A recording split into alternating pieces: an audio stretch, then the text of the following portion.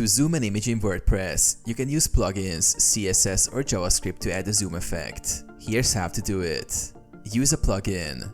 One of the easiest ways to enable image zoom in WordPress is by using a plugin. A popular plugin is WP Image Zoom or Easy Image Zoom. Here's how. Install plugin. Go to Dashboard, Plugins, Add New.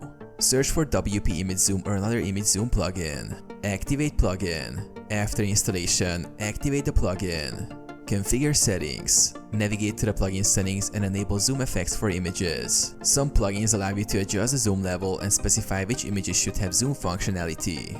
Use CSS. If you prefer not to use a plugin, you can apply custom CSS to create a zoom effect. Go to Appearance, Customize, Additional CSS. Add the following code.